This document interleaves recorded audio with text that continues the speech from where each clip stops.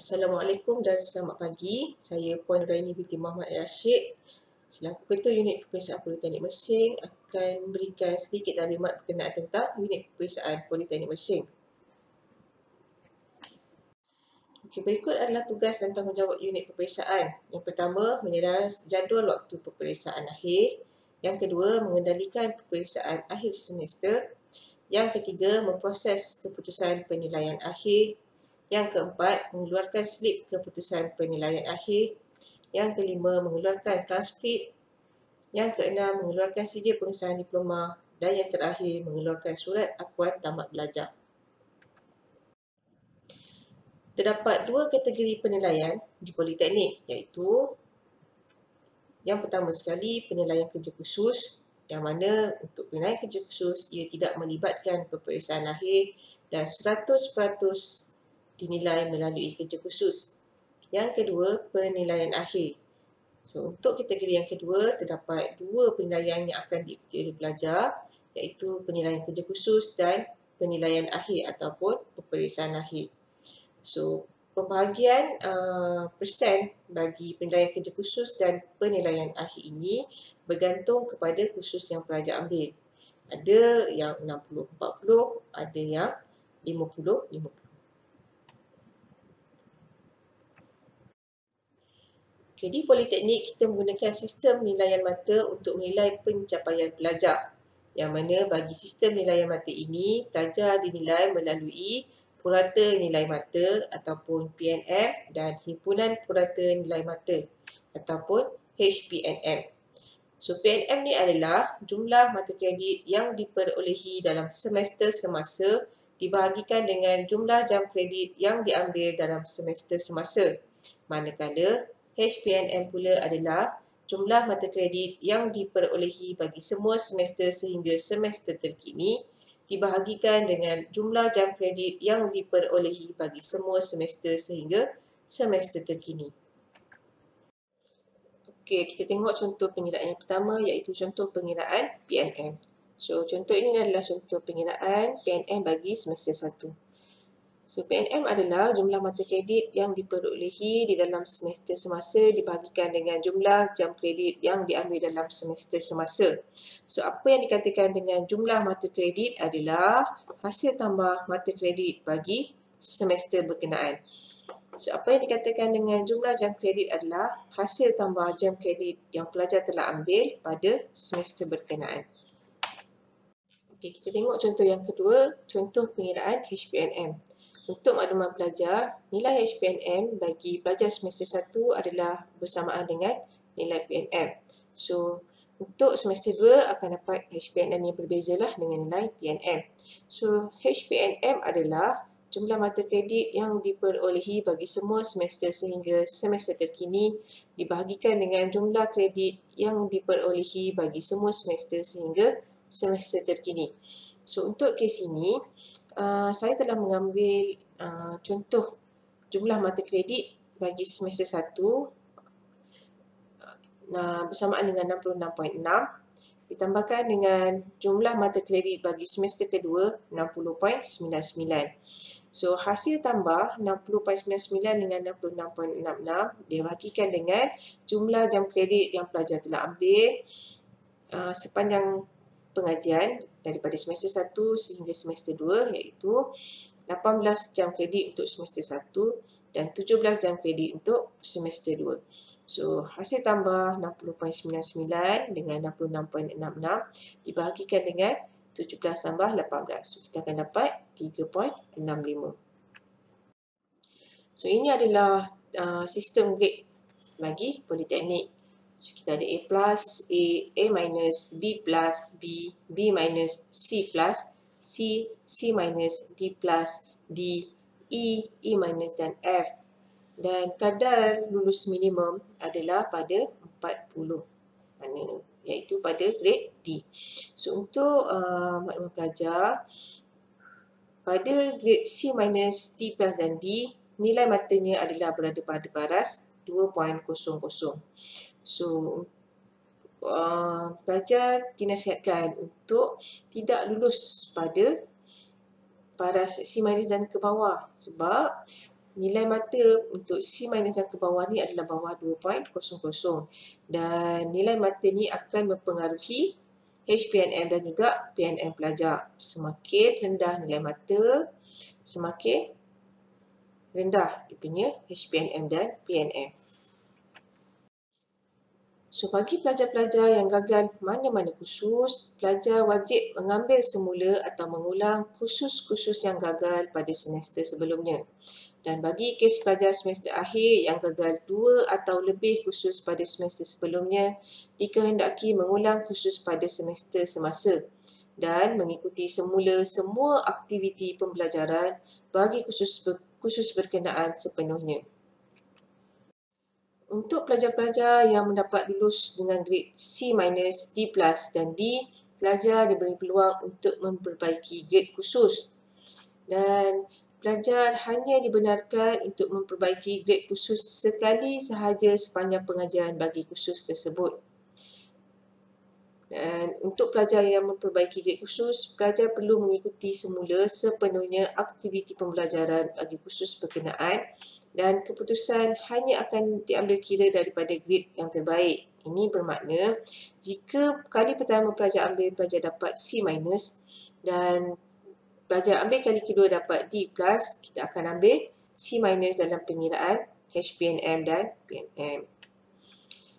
So, untuk pelajar yang memperbaiki grade khusus, jumlah jam kredit yang diambil oleh pelajar tidak boleh melebihi 20 jam kredit kecuali mendapat kelulusan ketua jabatan. Okey, berikut adalah kategori keputusan penilaian. Kita ada 4 kategori iaitu lulus penuh, kedudukan baik, kedudukan bersyarat dan gagal dan diberhentikan. Untuk lulus penuh, pelajar perlu memenuhi kriteria yang berikut, iaitu telah menamatkan semua kursus dalam pengajian di Politeknik, termasuklah kursus latihan industri, layak bergraduat dan dianugerahkan sijil, dan HPNM mesti bersamaan atau lebih daripada 2.00. Bagi kategori kedudukan baik akan diberikan kepada pelajar yang memperolehi HPNM bersamaan atau lebih daripada 2.00.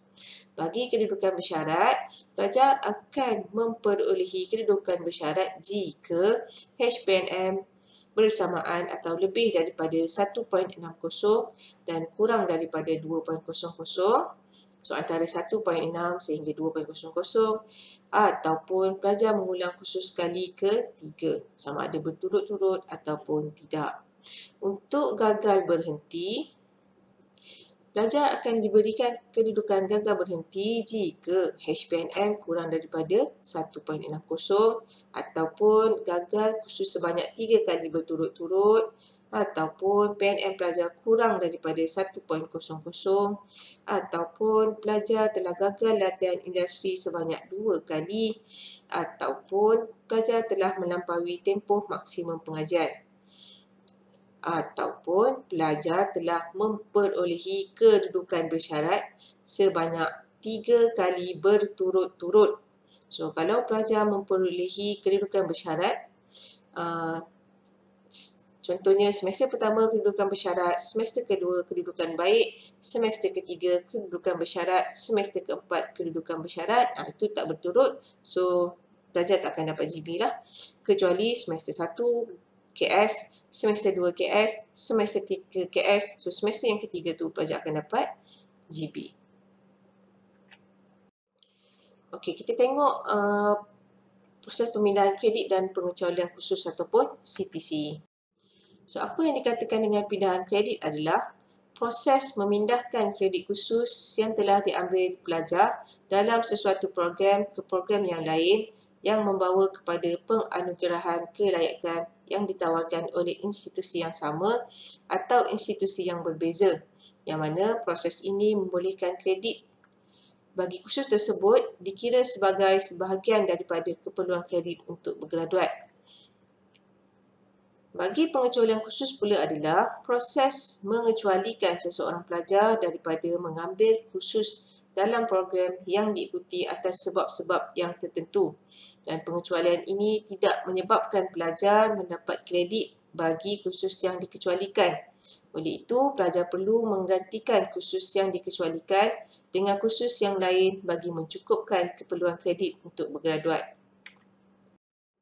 So, ini adalah perbezaan antara pindah kredit dan pengecualian kursus. So, untuk pindah kredit, proses pindah kredit membolehkan kredit bagi kursus tersebut dikira sebagai sebahagian daripada keperluan kredit untuk bergraduat. Untuk pengecualian kursus pula, pengecualian kursus tidak membawa sebarang nilai kredit. Pelajar perlu mengambil kursus yang lain bagi mencukupkan ataupun menggantikan kredit yang dikecualikan untuk bergraduat.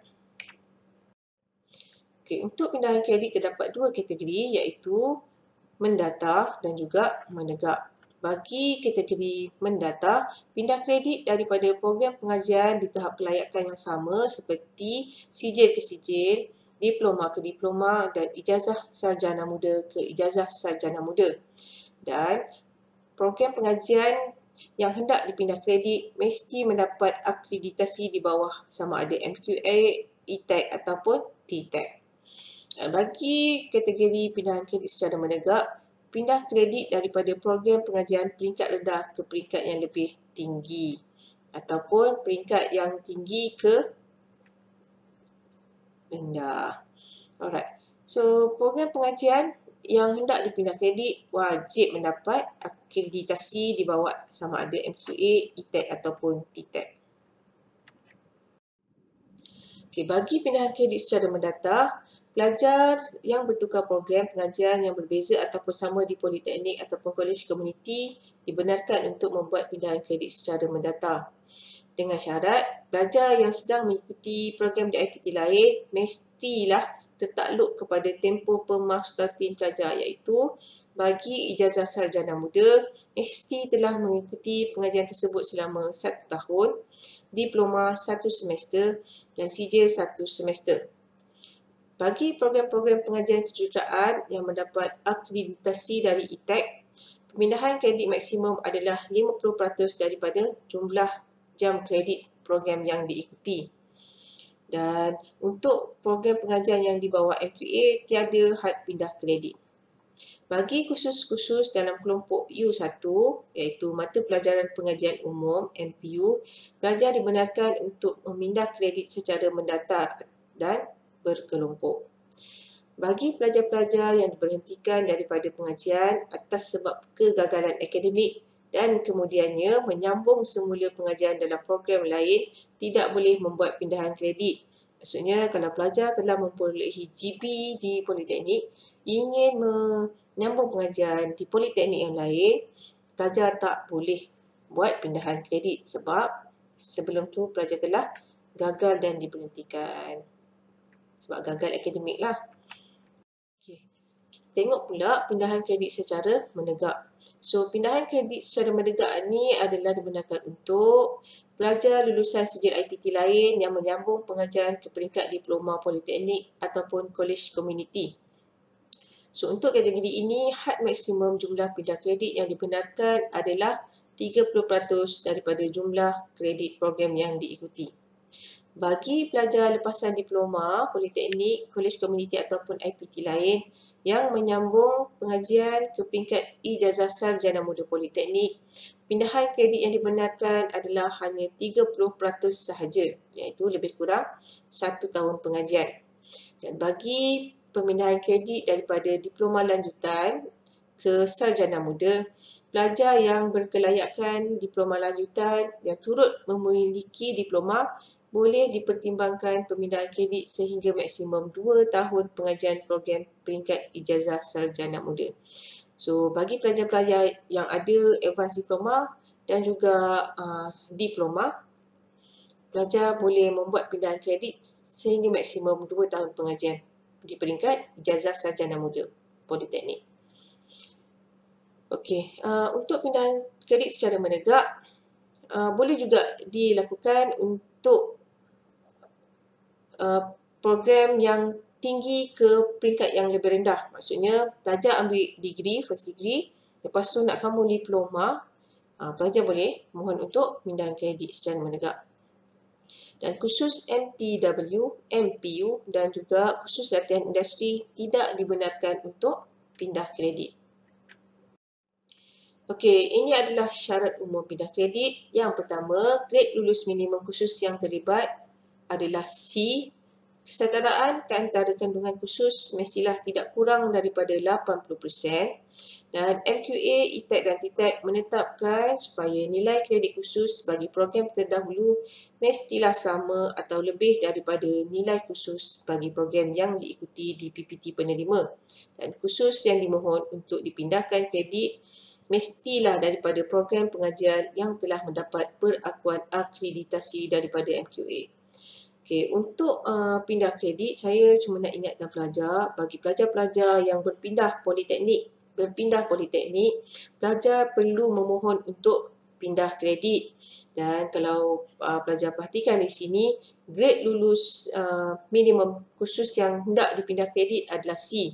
So, jika pelajar ambil khusus tersebut dan dapat grade C-, untuk politeknik yang baru, pelajar perlu mengulang khusus tersebut sebab pelajar yang dapat grade C- dan ke bawah tak boleh mohon untuk pindah kredit.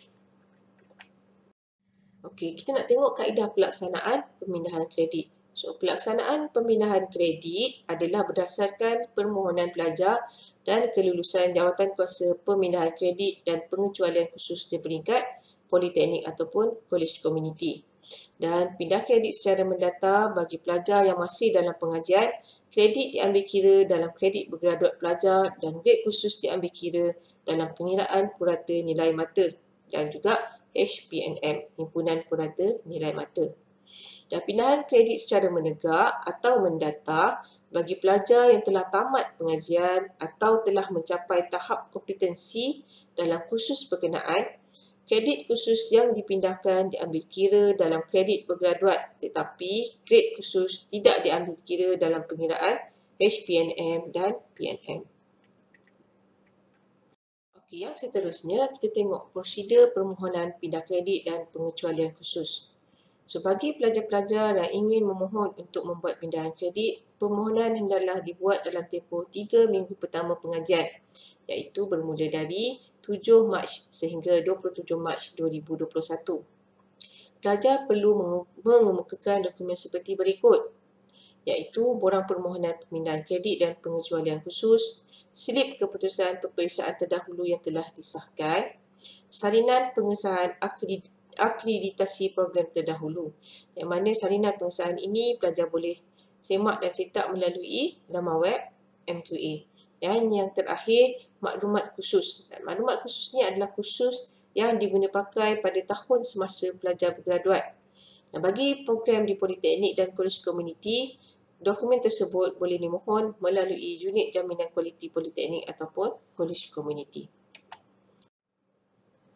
So, ini adalah contoh borang bagi permohonan pindah kredit dan pengecualian khusus. So, pelajar perlu isi borang ini dan berbincang dengan penasihat akademik dan keputusan akan diwawarkan pada minggu ke-6 perkuliahan. So, itu sahaja daripada saya. Jika pelajar ada sebarang persoalan, boleh kemukakan. Sekian, terima kasih.